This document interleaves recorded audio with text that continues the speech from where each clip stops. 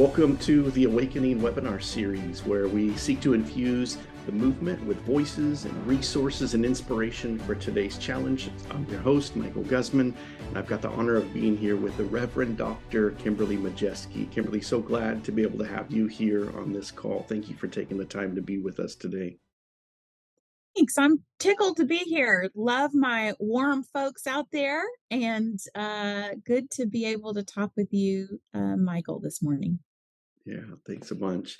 Kimberly, for those of you that don't know her, she's been a professor at Anderson University since 2004. She's just recently taken the executive director post for Christian Women Connection back in 2022. And then I think actually some of the first ministry that I heard of you was about stripped love. I remember reading some of the articles.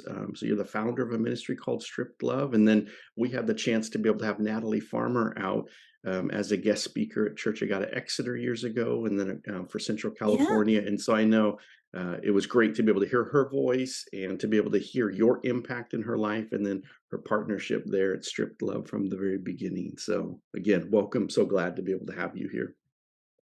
I'm so glad to be here. Yeah, Strip Love was a really a powerful part of my story and ministry, and uh, we're just so grateful for how so many in the church and embraced that vision and partnered with us. So Yeah. Awesome. Well, hey, if there's anybody listening to this call, Kimberly, who may not know you, I'd love if you could just give like a brief history of kind of your ministry. What leads to you being here and these multiple posts that you're currently in? yeah. So I did not set out to be an academic, to be a scholar. That wasn't the goal. I thought I grew up in Nashville, Tennessee, in the Church of God, and did all the things. Was president of my youth group and state youth, and so really grew up going to church camp and at the center of sort of the formation of the Church of God. Nice. Uh, and was just radically I prepared for a career in pre-law and politics, and that was always because I wanted to do justice work. I always wanted to Mm, you know fight for people without power, mm, and that's been in me since I was a baby kid. Got several positions in that world, in legislature and government and research, and uh, quickly found out that wasn't the way to change the world, and volunteered one week to go back to the camp where I'd kind of grown up, and got this radical call to ministry and changed my really? life trajectory. Yeah. And so I became ordained and was a pastor in one of our churches in Nashville, Tennessee, and then really just felt, I'm going to be leading. I want to know more about this, and so I Yeah. came to Anderson University to do a Master of Divinity. And while I was here, fell in love with study, fell in love with kind of growing in that way, and I was asked to become the campus pastor at AU, Nice. and started teaching classes, Bible classes, and just fell in love with that pastoral office of teaching. Preaching and teaching kind of are my lane. And so really just fell in love with it. And then I went on faculty at AU and have been Yeah. teaching New Testament and ancient languages and preaching for the last almost 20 years. And you can't study Jesus, Michael, and it not sort of call you to Yeah. um, do these crazy things with your life. And so in 2010, we founded a ministry that was an outreach to women Mm-hmm. in local clubs here in Anderson. Mm-hmm. And it was just about bringing them cookies and telling them we loved them. And it turned into, kind of learning about sex trafficking, how that was Mm, happening in the US. We grew into our own nonprofit, Stripped Love, and trained people across our nation, and helped build the Church of God traffic light, and yeah. live into that dream. And I stepped away from serving as CEO of that. I mean, I'll always be the founder, and it's part of the ministry that we support here. but stepped away from that in 2019, 2020, Okay. and founded Preacher Girl School. Wanted to really, it's an Yeah. online academy for women preachers, and kind of leaned into that. And then through that, kind of when Arnetta Bailey, my dear good friend, Yeah. retired from here at Women, I had worked here when I was in seminary myself. And Alright. so grew up in this, and know how influential and impactful the women in our church are, and the missional work. And so just kind of looked at my life with the nonprofit leadership and the justice work and the education, academic preparation, and really thought this was a moment to kind of step Yeah. in and take this organization, 90-year-old organization, into the next era. And that's what led me here just last year. So Wow. It's that's amazing. What in a a, beautiful convergence of all of those different yeah, skills and yeah, experiences coming together. And then, I didn't realize that, but coming around circle back to a ministry you'd been in years ago. yeah. I always say, my wheelhouse is Jesus and women. And so it feels like, this is a part of that journey. And Yeah. I'm just so honored to be here. Oh, that's so awesome to hear. Well, tell us a little bit since you've been there, Christian Women Connection. What are some of the initiatives that you've grabbed hold of? What are you seeing? What are you excited about? Yeah. We really kind of wanted to come in and take a look at all the things. And as you know, we're just in a different world. Hmm. Everything in the last 3 years. I mean, we are, eras could be marked before COVID and after. And so Yep. it's just about envisioning our future in the world in which we've been handed. Yeah. We really are still that organization that Nora Hunter founded in 1932. We still do, the Mm. vision is the same. We do Yeah. the work of the gospel locally and around the world. We're here to empower women to do that. Yeah. Um, but everything needed a deliverable freshen up. The ways that we do that Yeah. have to be tuned Yeah. up. So we've really leaned hard into the hallmarks of connection, empowerment, and missions. Good. And so we want to help women connect to God and to one another, to their gifts. We have, um, I came here and I kind of brought the Preacher Girls School format and launched Arise Academy. So that Yes. it's an online training academy for women by women. Really. Okay. We have had 75 students come through that in just a year. That's So that's awesome. amazing. Yeah. Yeah. Um, and then we have really leaned hard into that, part of equipping and empowering women. Yeah. So holding our conventions and making available resources. Um, We've launched new online memberships so that folks who are necessarily not in a local group and who want to link arms with 3,000 women across 25 nations I love it. in the mission of the gospel can do that. And Yeah. we're excited about that. And then, our missions work. For our 90th year, we wanted to do something big. And so we've partnered with Colleen Stevenson, and in East Africa, we're building we hope to build 9 sewing centers. We've broken ground on 2 Nice.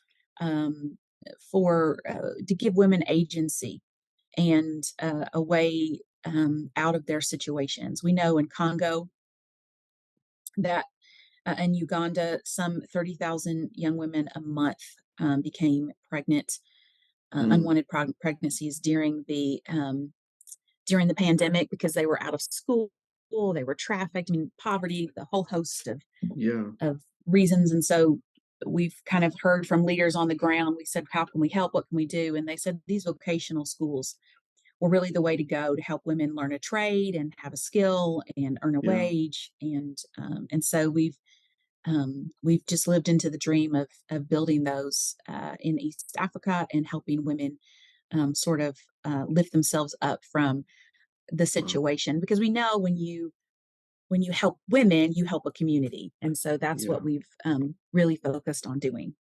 I So love it. yeah, it's incredible work and exciting work, and I'm I mean, we're really getting after it, and that feels good. Yeah. That's awesome. So glad to have you there at that post, and yeah, what a blessing. Well, hey, I want to circle back on you said there was that moment you had a radical call to ministry and a real change of direction. Dig into that story a little bit more for us. What was that like? Well, I was a legislative aide at the Tennessee General Assembly. Hmm, I was angry at my representative. hmm, I had, I kind of wrote speeches for him, and kind of, he had not turned out to be who I thought he was. And I took hmm. my vacation that year to my little week, my $19,000 salary a year. And I went back to Camp Overton, which is where I grew up. And I was the worship leader and a counselor, camp counselor. I always say I had the most hateful little girls. They didn't want to participate in anything. They didn't listen to anything I said. They didn't appreciate my devotions, my object lessons. Lost my voice 2 days into it because, adult Kimberly was not built for the dust and the debris. And yeah, just literally heard this call. One night Ken Oldham was preaching, our one of our Mm, global strategy folk. Um, and I just knew he was speaking to me. He said, God is mm, calling someone in this room to vocational yeah, ministry. And it's one of those things where everything he would say would be what I was hearing. And so I knew it was right. And I yeah, went forward and accepted that call. And um, have really never looked back. It's been, the pursuit of my heart ever since that night. And I went home and washed the feet of those young girls. I had written them all little letters about what I saw in them, and they all just sort of broke at that moment. wow, We all just had this sort of collective moment of re-upping our our commitment to Jesus, and about how we were going to go back in the world. And so it was a really special time in my life, and yeah, it changed everything. man, that's so amazing. I love it. What were the biggest hurdles that you faced out of that? So you have this huge turn. You seem to be, from every time that I've been around you, a force to be reckoned with. There's a lot of confidence that you carry, and so what hurdles did you have to Well, overcome? my first hurdle was, I said, God, I don't want to be poor. I Mm, As terrible as that sounds, that was a yeah, real thing I was scared of, that I'd be yeah, called to this life. I thought I would for mhm, sure be. I was single, so I thought I'd probably be a missionary in, Uganda, yep, and that didn't feel like who I was. But I thought, well, is that what I'll do? But it was this really powerful, you know, moment and season of surrender. I mean, I had to go back and quit my job, which had been the dream of my life, my whole life.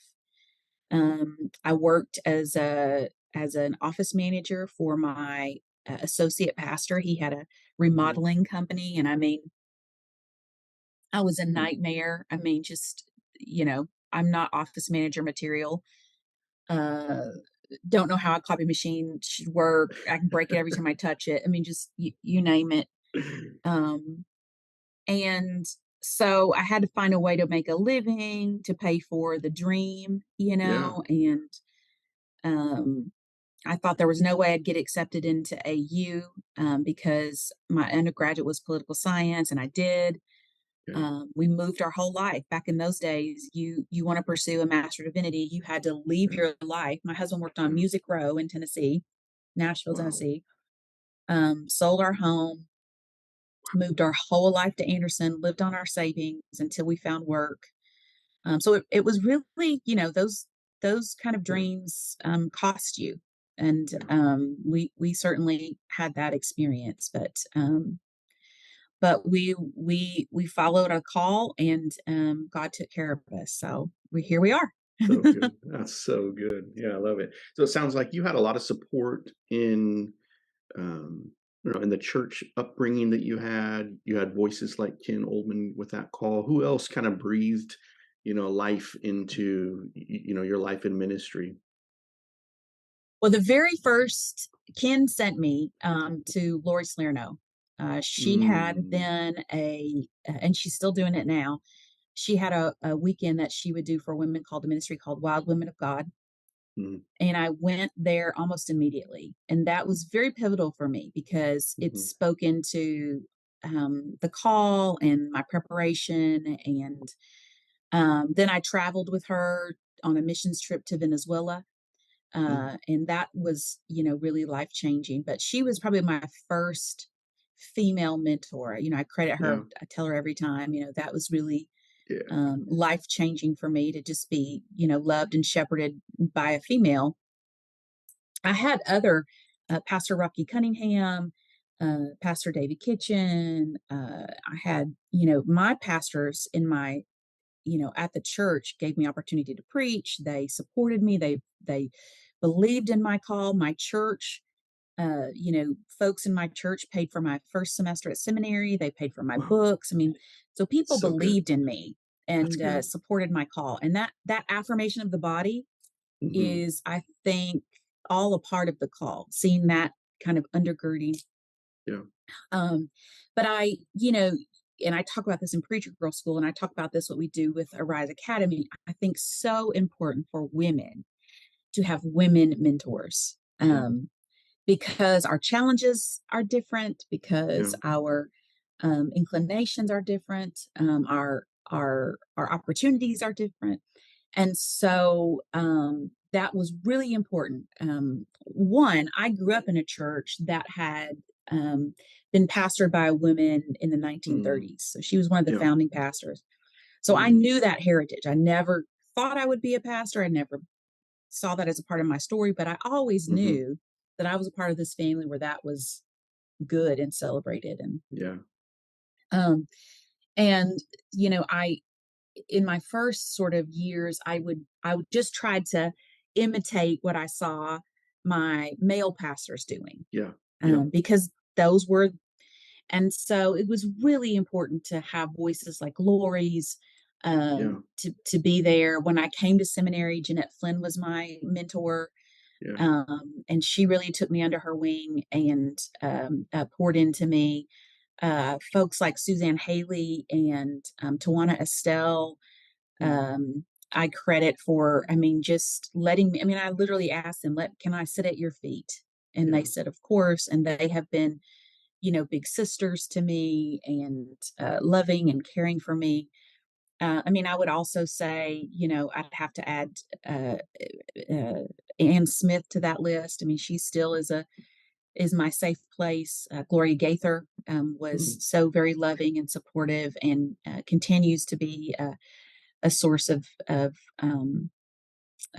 voice of wisdom for me. yeah. So yeah, I really lucked out in terms of So female good. mentors. Yeah, That's awesome.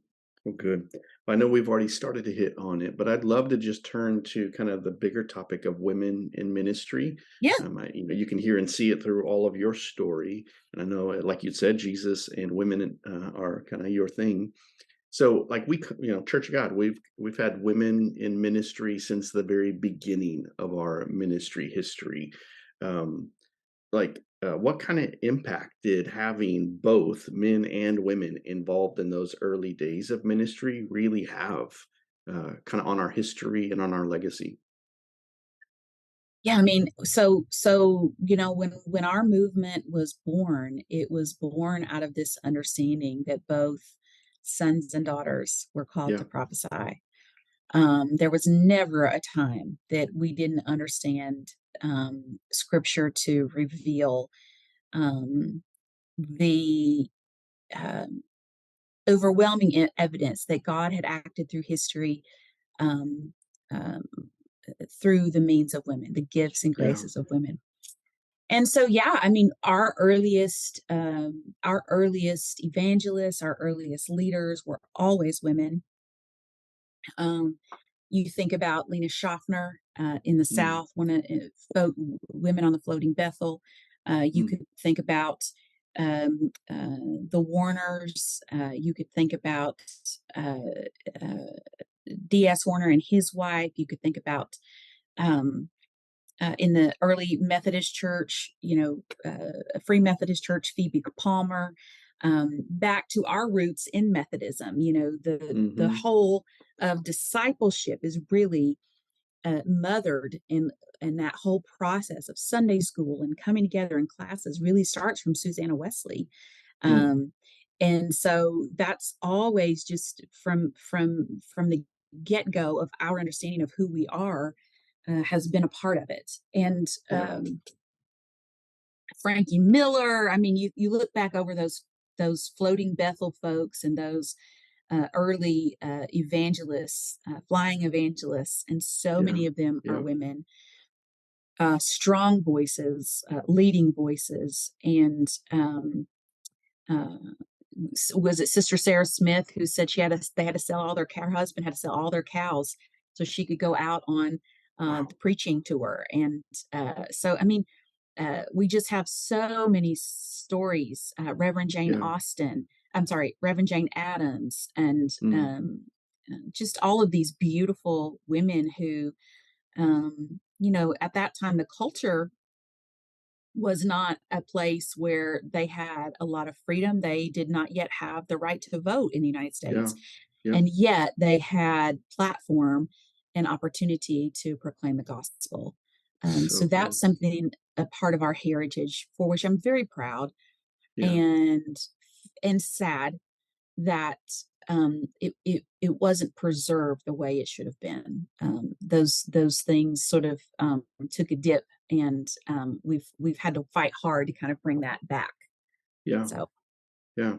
Yeah, even hearing I just love the list of names coming off of you. That was one thing I wanted to have you address, and so I might push a little bit more on that, but I'm yeah, thinking about, like, in Central California, I remember going back at Church of God Exeter history and seeing there was this Mamie Bisconer, and she was pivotal at, establishing the ministry. It seemed like it had kinda, like, ebbed and flowed, and then it was like she was the anchor that most of that 110-year history came out of.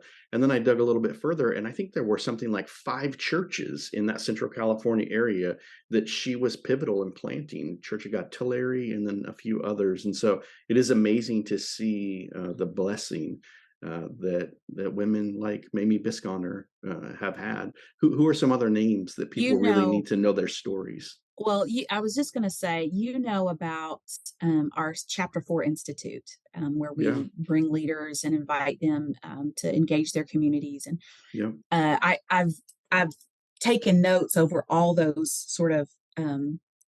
I serve as faculty in that incredible effort. And over the years, I've taken notes because one of the things that we encourage folks to do is to tell the story of mhm, their congregation. What's generate, you know, what's the story? And so to just sort of be aware that so many churches mhm, were started and planted by women, yeah, to think about, you know, my good friend Jeremy Dixon in LA talks yeah, about, their church, you know, they had gathered and then they had waned, and but there were these four women, and they mhm, would keep it, you know, they kept the meeting in their house. And I mean, yeah, everywhere you go, and so many churches that you hear about, there are these women who were instrumental in making certain um, that these stories and that this foundation of a church, you know, continued. It's yeah, unbelievable when you start to think about um, all the different women who preserved churches of God. I know, You know, Nora Hunter started one in East Los Angeles, who, you know, is our founder in the mm, 1930s. I mean, so this was women's work. My father never heard a man preach till he was 12 years old.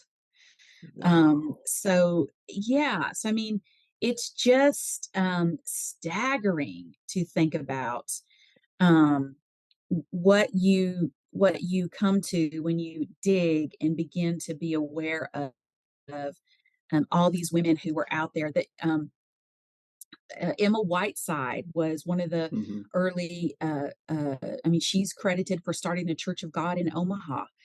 mm, We have folks like my, you know, at my church where I grew up in Nashville, Tennessee, Hermitage, Tennessee, Sister Etta Cooper and her mm, four sisters. Hmm. made that church sing. I mean, kept it going, kept it Hmm. moving, and continued to hold those people together in times when it would have waned. There is a holiness evangelist called Ellen Mitchell, Hmm. who is responsible for holding a revival, and the church at Grove Street, North Carolina, is there now.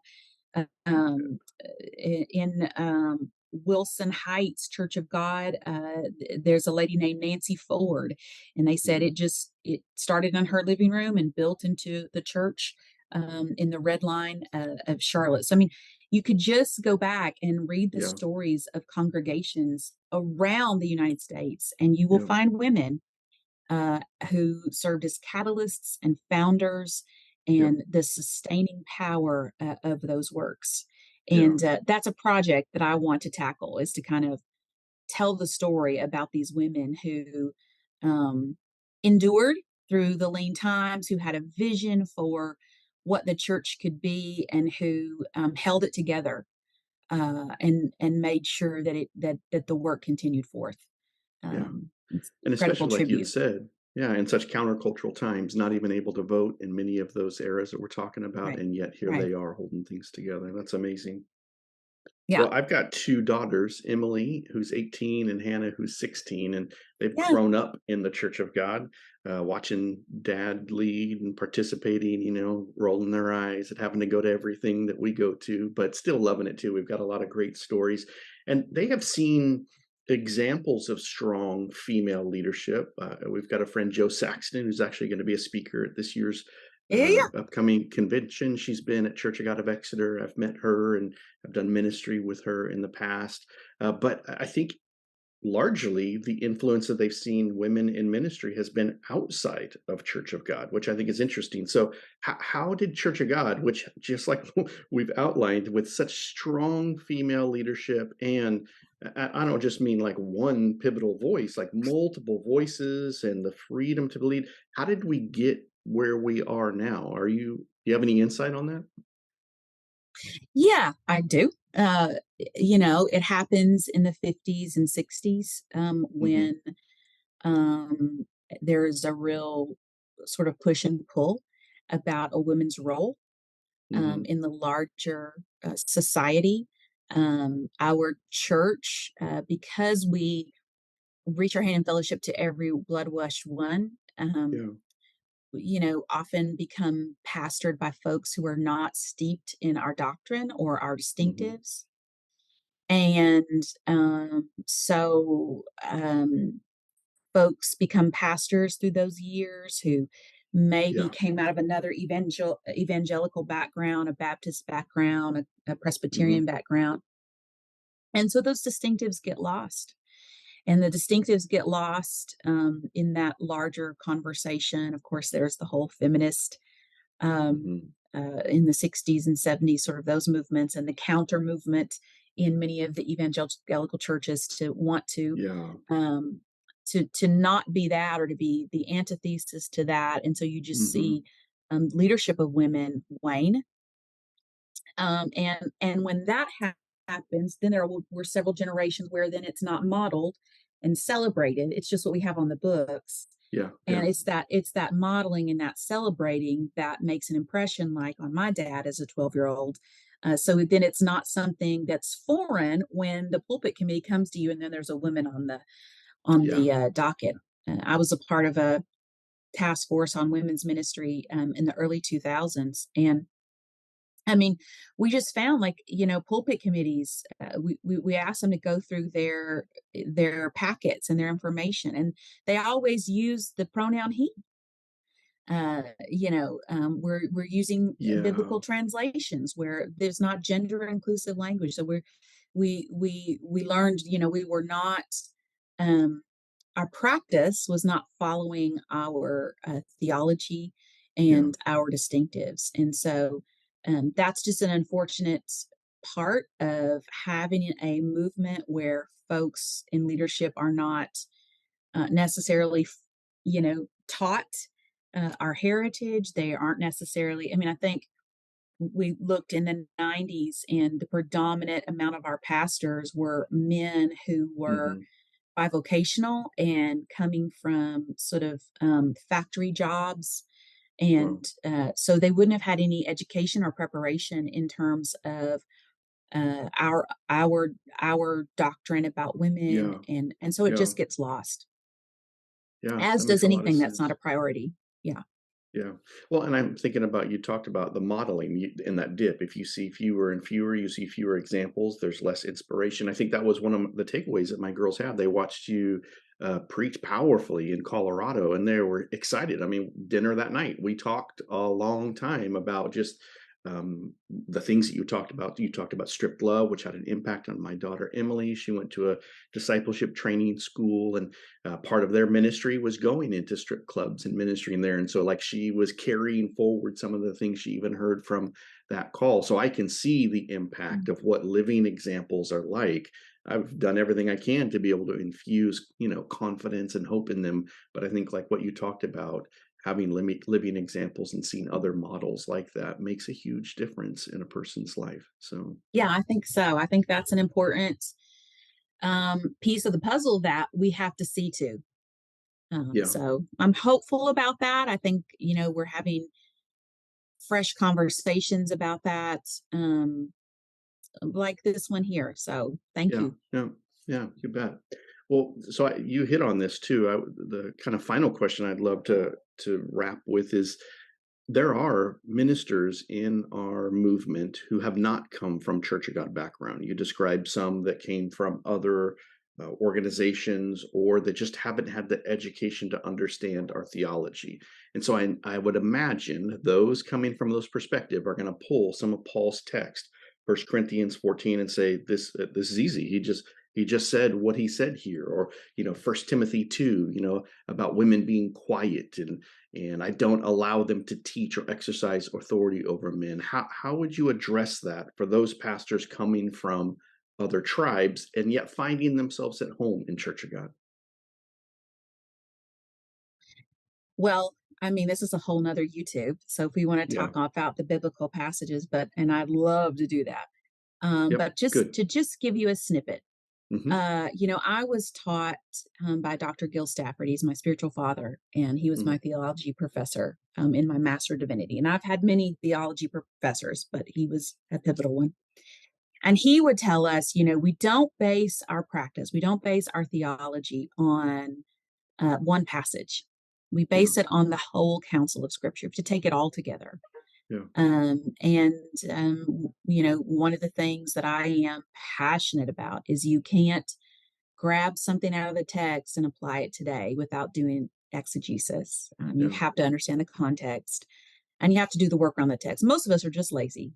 We haven't Mm. either been taught that, or someone, what we believe is what someone in a sermon said a long time ago. Yeah. And so I encourage everybody to do study, because we learn that it is, through deep and careful study, Yeah. that we're able to do the work of the ministry. I mean, that's what we read in the pastorals.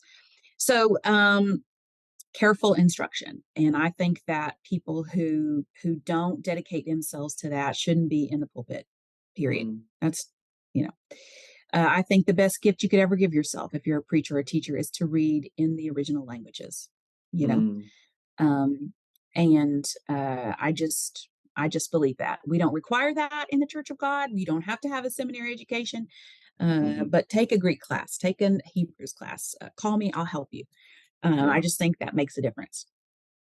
So, just tiny baby snippets of those passages are in for 1 Corinthians 14. We have Paul, and if you look at that passage in context, what you will see is that whole chapter is prophecy, tongues, prophecy, tongues, prophecy, prophecy, tongues, prophecy, tongues, prophecy, tongues, Yeah. and then a little snippet about women, and then prophecy, tongues. Yeah. There's a hey in front of his comments about women, which is the interrogative. So he's like asking a question. Hey, what about, what? Yeah. And we never talk about that. So it's like he's incredulously asking, what about this?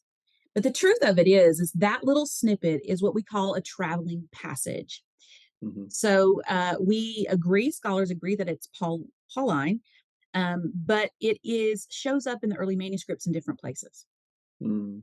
So what happens is it gets tacked on in the Corinthians correspondence in this little place, in translations that the later translations that we work from in terms of our English translations. And so a lot of your NASB translations in RSV will note that this is a traveling passage, that in the earliest Mm. manuscripts it shows up in different places. What does Okay. that mean? That means that it's out of context. It Mm. means that we don't have the full story. As you know, Michael, and most of us know who preach and teach, every single one of Paul's letters, except Romans, is a response to a situation, to a Yeah. precipitating um, event that we don't know about. We have to mirror read or Mhm. reconstruct to say, here's what he's addressing back to the church that he's planted and loved and mothered, Yeah. who is having some sort of issue. So we don't have what that is. And we have this little snippet that's a traveling passage. And we haven't told folks that. And we've allowed it to limit a whole Yeah. gender and restrict ministry. And then Mm. we move to First Timothy. And most scholars agree this is um, a passage by someone in the Pauline circle, but it reads much later in the Greek. But even if you do attribute this passage to Paul, as most do, what you have is a writing to a church, churches in Ephesus, where there Mhm. is a mother goddess and female priests Yeah. who practice sexual acts to commune with the goddess. Mhm. Who women in this city, the Artemis temple of Artemis was over, the land rights. It was the banking center of the world, Yeah. the ancient world, and so there was a lot of power in that in the Artemisian. And so you can imagine that folks who are in the Church of Jesus Christ are being called to make distinctions, right? So we don't want to braid our hair. We don't want to wear jewelry. We don't want to do these things because we Yeah. don't want to be confused with those folks. We have a lot of extant tradition that talks about the sort of back and forth between the followers of Jesus and the followers of Artemis there in the city. Mhm. So I think that probably a lot of that restriction is about what's happening in that town, Yeah. in that local situation. Even if you take all of that, Mhm. we just contextually would have to remind ourselves that, women are married off at the age of menses. So they're many times married to much older men and find themselves really literally children in the households of these older Mhm. men. And so the folks in the synagogues, the folks who are you know, uh, talking about matters that they would not have been educated in. They wouldn't Yeah. have come up through the synagogue and understand those things. And so maybe it would be a talk to her at home so that she learns, but Yeah. it isn't sort of a disruption maybe in the service. And I can see that kind of explanation too, because we didn't have women who had PhDs in biblical studies. Yeah. Yep. We didn't. I mean, these are baby kids, many of them, and they don't have access to that kind of preparation. So, again, it's all contextual, and it's been harmful, and you can't reason. The thing is, when you think about the whole counsel of Scripture, Yep. you can't reason that Paul in other parts says, there's no female, there's no male, there's no slave, Yeah. there's no Yep. free, all one in Christ Jesus. And look at his ministry with Prisca and Phoebe, who he appoints to literally preach Romans in the churches. I mean, he sends her as the letter carrier and the exegete for Yeah. Romans, the most important book he ever wrote, correspondence he ever wrote. Junia, and Yeah. I mean, all the women in Romans 16, Julia, and Rufus' mother, and he names and over again talks about being in partnership and in ministry. Chloe's people, Yeah. Euodia and Syntyche in Philippians, Lydia, who is the head of the church, the foundation person who he begins the church in Philippi with, which is the strongest of his churches well into the second century, Mm. Polycarp tells us. So I just think that you can't take those two little glitches Yeah. and hold them up against the weight of his work in other places and square those without some Yeah. further digging. And unfortunately, we don't care to do that. We'd rather Yeah. let it limit folks and restrict folks, and that's sad. And it really is. Yeah, really is. Well, thank you. I know I'm going to take you up on that offer. I'd love to have you back and to Yes, dig further into this, and really even potentially love to have you back, maybe for another one to just talk about.